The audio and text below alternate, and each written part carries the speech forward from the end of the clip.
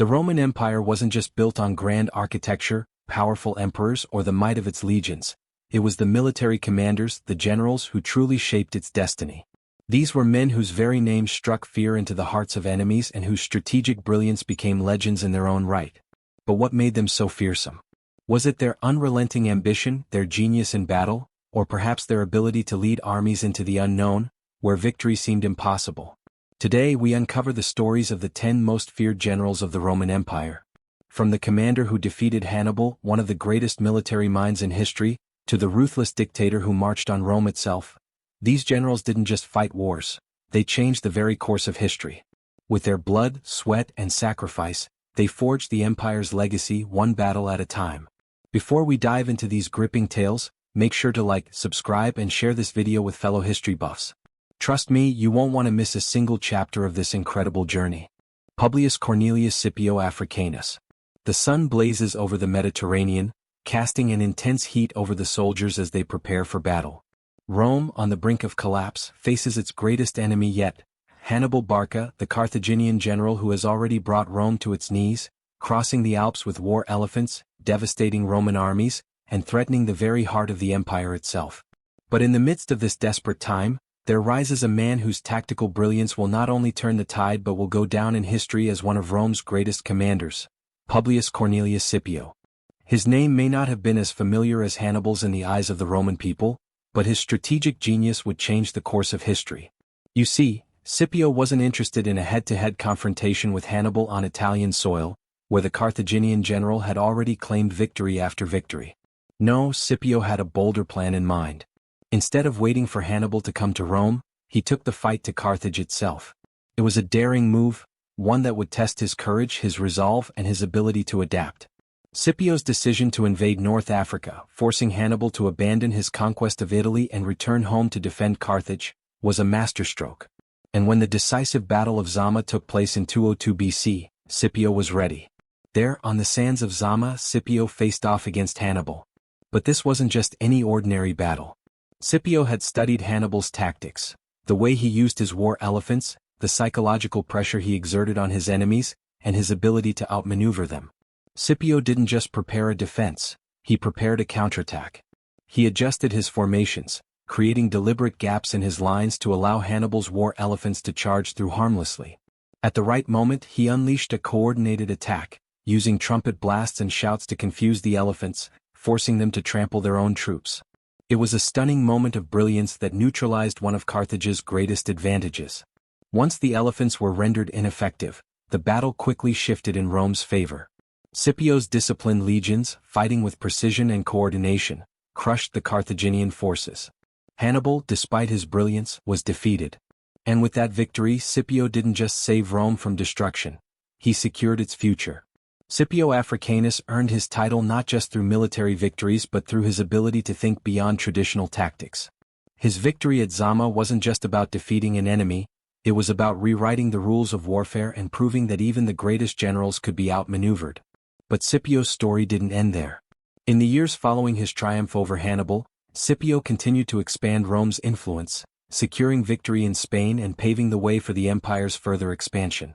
His name would forever be associated with victory, strategy, and courage. Gaius Marius.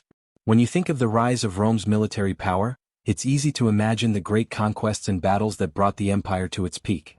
But what if I told you that one of Rome's greatest generals didn't rise from the elite of Roman society? What if his success came not from wealth or noble birth, but from sheer merit, determination, and a radical idea that would forever change the Roman military? Gaius Marius, a man from the small town of Arpinum, broke with centuries of tradition and redefined Rome's army. Up until Marius' time, only landowners could serve as soldiers. It was an army of privilege, bound by class and wealth. But Marius saw an opportunity, a need for change. In one of the most revolutionary reforms in Roman military history, Marius opened the army to the landless, the capitcensi, those without property, those who had nothing to lose but their lives. It was a game-changer. By allowing anyone to join the military, Marius created a professional, well-trained, and highly disciplined army. This wasn't just a collection of farmers and merchants. It was an elite force bound by loyalty to their general, not to the Senate or the state. This shift in loyalty would prove to be both a blessing and a curse for Rome in the years to come. But for Marius, it was the key to military dominance. Marius' first major challenge came when Rome faced an invasion from the Germanic tribes, the Teutons and the Cimbri. These tribes weren't just a nuisance, they were a grave threat. They had already destroyed entire Roman legions and were marching straight toward Italy. Rome's military leadership was in disarray, unsure of how to deal with these massive forces. But Marius, with his new army of professionals, was ready. The battle that followed would go down in history as one of Rome's most decisive victories. The Teutons and the Cimbri were no match for Marius' strategic brilliance and the skill of his soldiers. It's said that more than 100,000 enemies were slain under his command, an almost unimaginable victory that solidified Marius' place as one of Rome's greatest generals. The political ramifications of Marius' success were just as significant as the military ones. His power grew, and with it, his influence over Rome's future. He would go on to be elected consul not once, not twice, but 7 times, a record that would never be matched. But with this power came tension. Marius' rise didn't sit well with many in the Senate, and it was only a matter of time before political rivalries began to spill over into open conflict. As Marius' star rose, so did the ambitions of his political enemies, and the stage was set for a deadly clash, one that would change the course of Roman history forever. The clash between Marius and his former ally, Lucius Cornelius Sulla, would ultimately lead to civil war, but that's a story for later. For now, we must appreciate the impact Marius had on the Roman army. His reforms turned Rome's military into an unstoppable force, and his victories on the battlefield ensured that Rome would continue to expand its borders and influence across the Mediterranean. But Marius wasn't just a general. He was a visionary, someone who saw the potential for greatness in a world that was still bound by class and tradition. His legacy lives on not just in the army he built, but in the very structure of the Roman state itself. Lucius Cornelius Sulla. If there was ever a figure who represented the dark side of Roman ambition, it was Lucius Cornelius Sulla. Born into a noble but modest family, Sulla's rise to power would be anything but conventional. His personality was a study in contrasts, known for his refined, almost dandy-like style, yet with a ruthless, calculating mind that would reshape the Roman Republic forever. But it was not just his tactics in battle that made him feared, it was his ability to seize power, even when it meant turning the entire Roman system on its head. Sulla's early career was marked by military success. He played a significant role in the Jugurthine War, where he helped Gaius Marius capture the king of Numidia, Jugurtha. But it was his role in the wars against Mithridates VI of Pontus that would mark Sulla's rise to fame, and eventually his brutal grab for power. As Marius' political rival, Sulla found himself in a bitter struggle for control of Rome's military apparatus. At the heart of this conflict was the command of the war against Mithridates. Sulla had been appointed to lead the campaign, but when the Senate decided to transfer the command to Marius, Sulla made a shocking decision. He marched on Rome with his legions. This was unprecedented. For the first time in Roman history, an army marched on the city itself. The Senate was thrown into chaos as citizens fled and senators scrambled to hide. What happened next would send shockwaves through the Roman political system. Sulla's march on Rome wasn't just a display of military might, it was a declaration of his intentions. He was taking control and nothing would stand in his way. After a brief and violent conflict, Sulla was victorious. He seized the reins of power and declared himself dictator, a title that had once been reserved for emergencies but would now become a permanent fixture of Roman rule. But what defined Sulla's rule was not just his dictatorship. It was the terror he unleashed in the name of political reform. Sulla initiated a series of proscriptions, public lists of individuals condemned to death. These were not just enemies of the state, they were political rivals, anyone who stood in the way of his consolidation of power. These individuals were marked for death, and their properties were confiscated. It was a grim moment in Roman history when citizens could legally kill anyone on the list without fear of reprisal. Bodies were displayed in public for all to see, and the streets were flooded with fear. Sulla's reign also saw drastic reforms to Rome's political system. He restored the Senate's power, weakening the role of the people's tribunes, and ensured that political power was concentrated in the hands of the aristocracy. His vision for Rome was clear: a return to the old ways, a Rome governed by an elite few. But this vision came at a cost. Sulla had set a dangerous precedent: violence as a legitimate path to power. Eventually, after years of bloodshed and reform, Sulla stepped down from his dictatorship. He was the first in Roman history to voluntarily give up such absolute power. But in doing so, he had already planted the seeds of Rome's eventual collapse. The precedent he set would be followed by men like Julius Caesar, whose ambition would ultimately spell the end of the Republic and the rise of imperial rule. Sulla's legacy is complex. A brilliant general, a ruthless dictator, and a man whose actions left a permanent scar on the Republic. His rule was one of terror, but it also showed Rome the fragility of its political system. If power could be seized by force, what else could be lost? Gnaeus Pompeius Magnus. When we think of Roman generals, certain names come to mind, but few carry the weight and grandeur of Gnaeus Pompeius Magnus, or as history would come to know him, Pompey the Great. He wasn't born into greatness, but through a combination of military genius, sheer ambition, and a remarkable ability to read the shifting tides of Roman politics, Pompey forged a legacy that would make him one of the most powerful men in the Republic. His rise, however, was anything but smooth. In fact, Pompey's journey to power was marked by a series of incredible victories that earned him the admiration of the Roman people and the fear of his enemies. Pompey's military career began at an early age, and by the time he was in his 20s, he was already making a name for himself. His initial campaigns in Sicily and Africa were a demonstration of his tactical brilliance, but it was his time fighting alongside Sulla in the civil war that would set him apart. As a young commander, Pompey demonstrated incredible speed and efficiency on the battlefield, quickly crushing his enemies and earning the title Magnus, Great. But what made Pompey truly exceptional was his ability to adapt. In 67 BC, piracy was threatening Rome's control over the Mediterranean. Pirates were attacking Roman ships, cutting off crucial trade routes and blocking access to grain supplies. For years, Rome had been unable to stop the pirates, but Pompey changed that in record time. He was given command of a fleet of 500 ships and 120,000 men. In just 3 months, Pompey not only eliminated the pirate threat but re-established Roman dominance over the Mediterranean.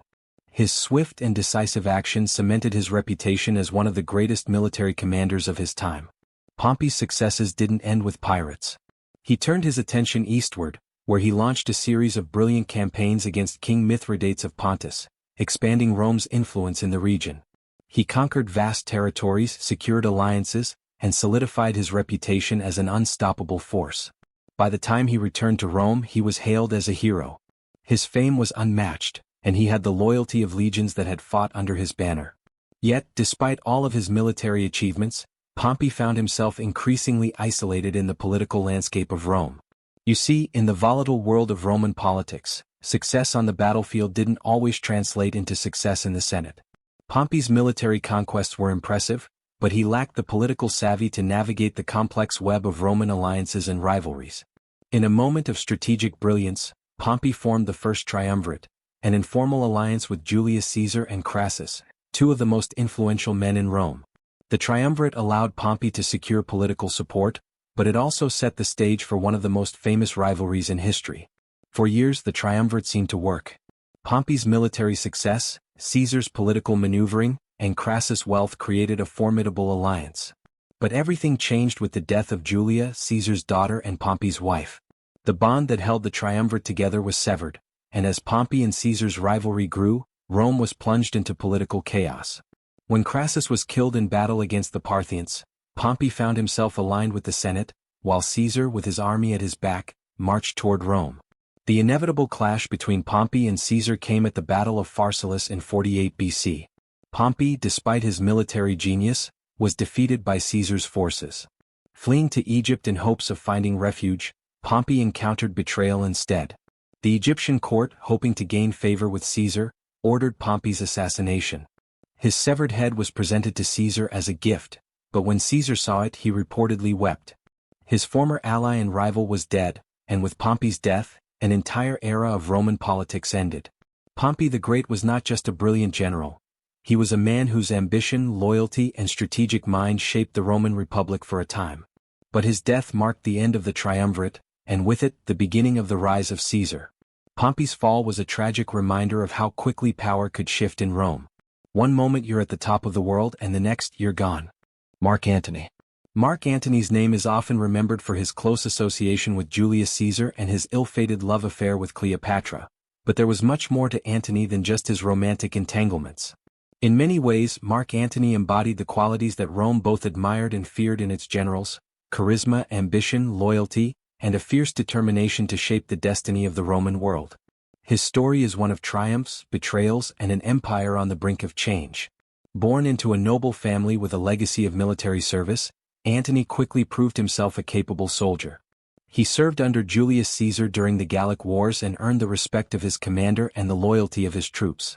Caesar, recognizing Antony's talents, entrusted him with crucial responsibilities, including command during the decisive Battle of Pharsalus in 48 BC, where Caesar's forces decisively defeated Pompey. But it wasn't just Antony's military skills that set him apart. It was his ability to inspire loyalty among his men. Much like Caesar, Antony understood the importance of personal connections with his soldiers. He didn't just lead them in battle. He stood beside them, sharing their hardships and victories. His soldiers loved him not only for his leadership on the battlefield but for his larger-than-life presence, his sense of camaraderie, and his unwavering belief in Rome's power. However, it was after Caesar's assassination in 44 BC that Antony's true test began. In the wake of Caesar's death, Rome was plunged into political chaos. The Senate, hoping to restore its control over the Republic, had its own plans for the future. But Antony, Caesar's right-hand man, had other ideas. Determined to carry on Caesar's legacy, he took control of Rome's legions and became one of the key figures in the struggle for power. At first, Antony tried to unite the Roman people in mourning for their fallen leader. His famous speech at Caesar's funeral, where he read Caesar's will and revealed that Caesar had left his wealth to the Roman people, turned the crowd against the conspirators. It was a brilliant political move that cemented Antony's position as the heir to Caesar's power. The people of Rome rallied behind him, and for a time, it seemed as though Antony could seize the reins of power without any significant opposition. But the Senate, led by men like Brutus and Cassius, was not willing to surrender control. Tensions between the factions quickly escalated, and soon the Roman world was divided into two camps, one loyal to Antony, the other to the Senate. This conflict would set the stage for one of the most dramatic power struggles in Roman history. In the years that followed, Antony formed an alliance with Octavian, Caesar's adopted heir. Together they formed the Second Triumvirate alongside Lepidus, and began consolidating their power. But this alliance, born out of necessity, was fragile from the start. The rivalry between Antony and Octavian simmered beneath the surface, and when Antony's relationship with Cleopatra, Queen of Egypt, became more public, it became the spark that ignited the flames of civil war. Antony's decision to ally with Cleopatra, even to the point of recognizing their children as kings of eastern territories, struck a nerve with the Roman Senate and the people. To them, Antony had abandoned Roman values, preferring the luxuries of Egypt over the Roman ideals of duty and honor. Octavian, ever the shrewd politician, seized this opportunity to turn public opinion against Antony. He launched a propaganda campaign, portraying Antony as a traitor to Rome, a man who had succumbed to the temptations of the East and betrayed the Roman Republic for the sake of his foreign queen. The conflict came to a head in 31 BC, at the Battle of Actium, a naval clash that would determine the future of the Roman world. Antony and Cleopatra's forces, outnumbered and outmaneuvered, were decisively defeated by Octavian's fleet, commanded by Agrippa. The defeat was a devastating blow to Antony's ambitions, and soon after he and Cleopatra retreated to Egypt, where their fates were sealed. In the aftermath of the battle, Antony's support evaporated, and the world he had once ruled crumbled. As Octavian's forces closed in, Antony took his own life, a decision that mirrored the tragedy of his entire life. Cleopatra, devastated by the loss, followed suit, and Egypt fell under Roman control. Mark Antony's legacy is a complex one. On the one hand, he was a brilliant general, a loyal friend, and a man of unparalleled ambition. On the other hand, his downfall was a product of his own decisions, particularly his alliance with Cleopatra, which led to his alienation from Rome. His death marked the end of the Roman Republic and the beginning of the Roman Empire, with Octavian emerging as the first emperor, Augustus. But Antony's story is more than just a tale of political rivalry and military defeat. It's the story of a man who embodied the hopes and fears of Rome itself. He was a general who sought to maintain the Republic's glory, but in doing so, he unwittingly paved the way for the rise of a new order, one that would forever change the Roman world. Marcus Vipsanius Agrippa. Marcus Vipsanius Agrippa was a man of action, the kind of general whose contributions are often overshadowed by the more famous names in Roman history, but whose impact on the Roman Empire is undeniable. Born into a family outside of Rome's aristocratic circles, Agrippa's rise to power was marked not by political maneuvering but by his unyielding loyalty, tactical brilliance, and a keen sense of what needed to be done to secure the future of Rome. While Augustus, the future first emperor of Rome, is remembered for his political genius and the long-lasting reforms that shaped the empire, it was Agrippa who provided the muscle, the strategy, and the victories that made Augustus' vision possible. Without Agrippa, it's likely that Augustus' rise to power would have been far more difficult, and the Pax Romana, the long period of peace that followed Augustus' reign, might never have been achieved. Agrippa's military career began when he became a close ally and friend to Augustus, then known as Octavian. When Octavian found himself locked in a deadly struggle for power with Mark Antony and Cleopatra, it was Agrippa who provided the decisive military support that helped secure Octavian's position. One of Agrippa's greatest achievements came at the Battle of Actium in 31 BC, where Octavian's forces clashed with those of Antony and Cleopatra in a naval confrontation that would decide the fate of the Roman world. Agrippa's strategic genius at Actium was one of the defining moments of his career. While Antony and Cleopatra relied on prestige and power, Agrippa relied on precision and calculated risk.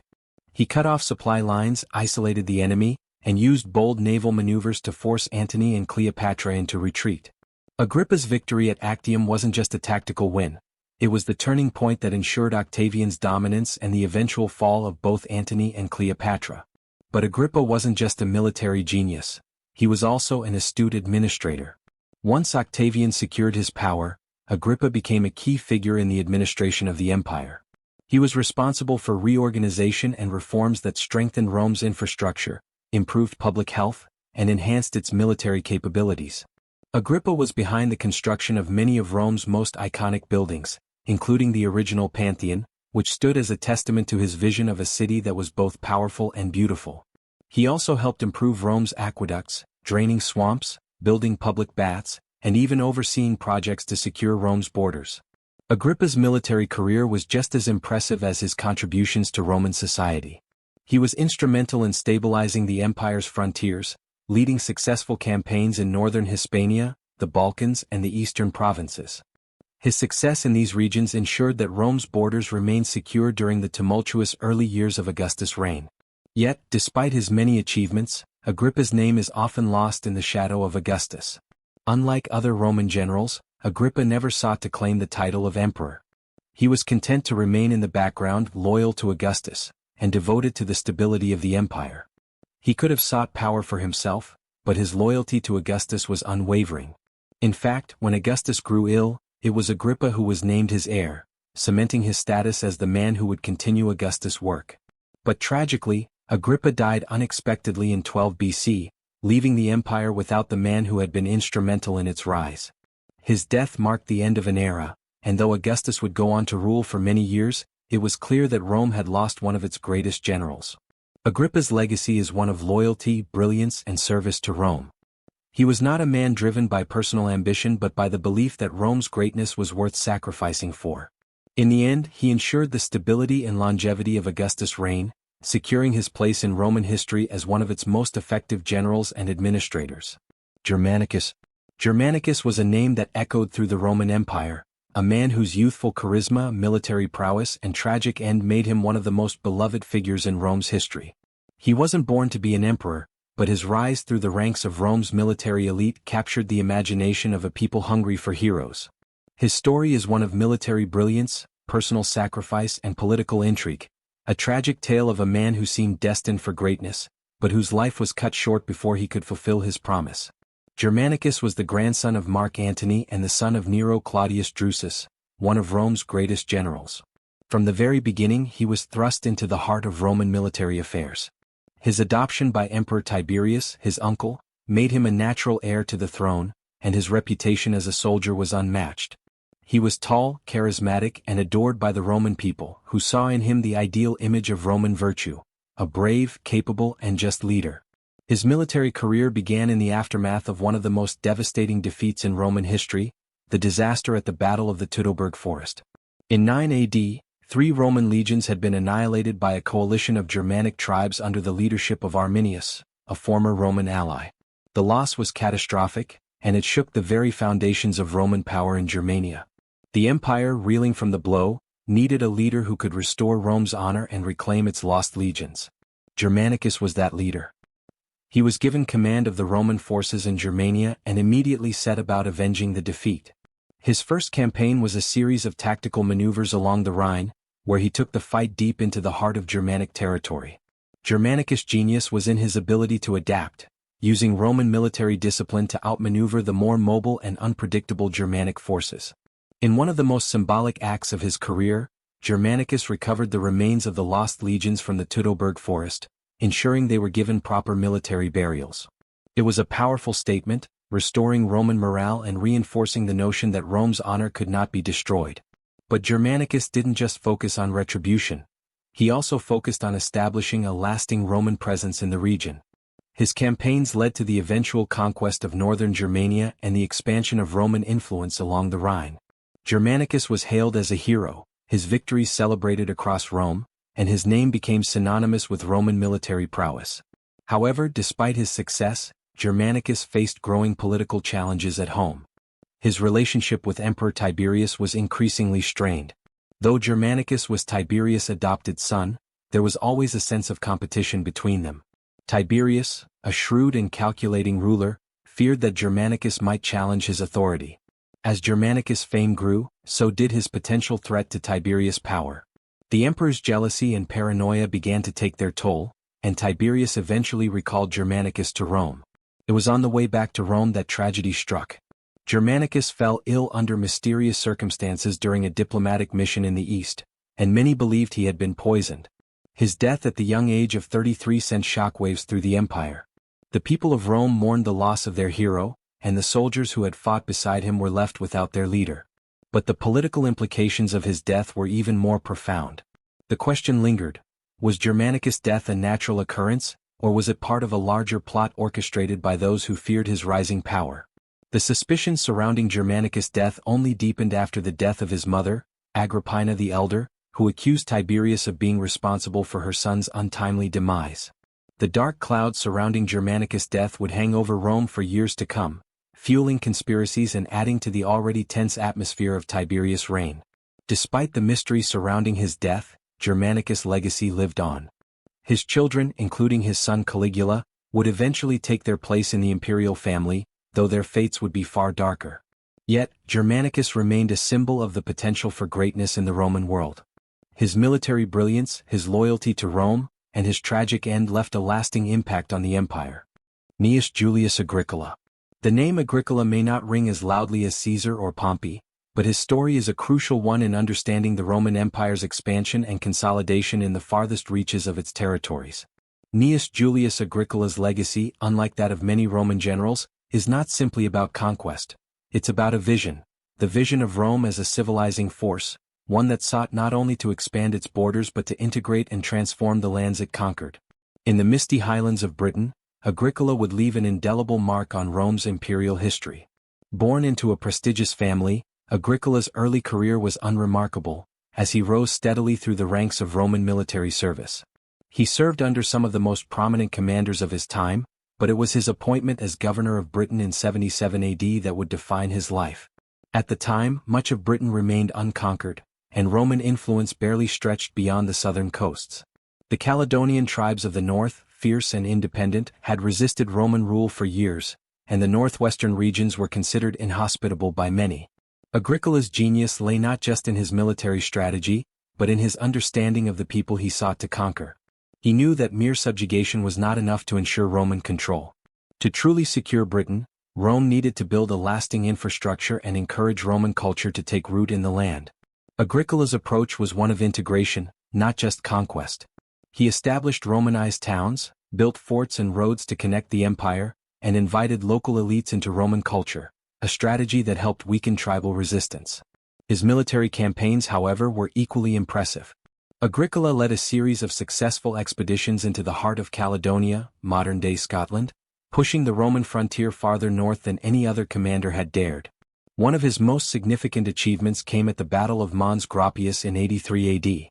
In this stunning victory, Agricola's forces defeated the Caledonian tribes, inflicting heavy losses on them while suffering minimal casualties. It was a decisive moment, one that would forever change the course of Britain's history. But Agricola's success wasn't just about military prowess. He was a shrewd administrator, improving the conditions of Roman Britain in ways that would have long-lasting effects. He oversaw the construction of new forts, expanded the reach of Roman roads, and organized the province's defense, ensuring that it would be difficult for any uprising to succeed. More importantly, Agricola sought to bring a sense of Roman identity to Britain. By encouraging Roman citizenship, founding new towns, and spreading Roman laws and customs, Agricola began to create a Romanized society in the heart of what had once been a hostile land. However, Agricola's success would ultimately lead to his downfall. His growing fame and his accomplishments in Britain made him a hero to the people of Rome, and a threat to Emperor Domitian. Domitian, who ruled with increasing paranoia, saw Agricola's popularity as a challenge to his own power. The emperor, jealous of Agricola's success, recalled him to Rome in 85 AD, stripping him of his command. It said that Domitian's decision was motivated by fear that Agricola's military genius might one day lead him to seek imperial power. Agricola returned to Rome, but his glory days were behind him. He was never given another military command, and he spent his remaining years in relative obscurity. He died in 93 AD, and many believe that his death may have been hastened by Domitian's orders, though the exact circumstances remain unclear. What is clear, however, is that Agricola's achievements in Britain left a lasting imprint on Roman history. His campaigns secured Roman control over Britain for generations to come, and his efforts to integrate Roman culture into the province helped shape the future of Roman Britain.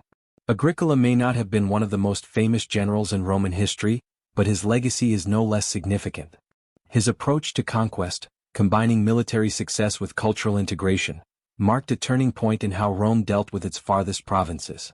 His life, full of triumphs and political intrigue, is a reminder that greatness does not always come from seeking power for oneself, but from serving the empire and securing its future. Drusus, the younger brother of Tiberius, may not be a name as familiar as some of the great emperors or generals of Rome, but his story offers a glimpse into the Roman military ethos and the fragility of power within the imperial family. His short but impactful life is one of both military brilliance and tragic loss, a reminder of how ambition and loyalty, intertwined with the forces of fate, shaped Rome's destiny. Born in 38 BC, Drusus came from a family steeped in military tradition. His father, Nero Claudius Drusus, was one of Rome's most accomplished generals, and his mother, Livia, was the wife of Augustus, the first emperor. Drusus was destined for greatness, and his early life seemed to be paving the way for him to follow in the footsteps of his father and become one of Rome's leading military figures.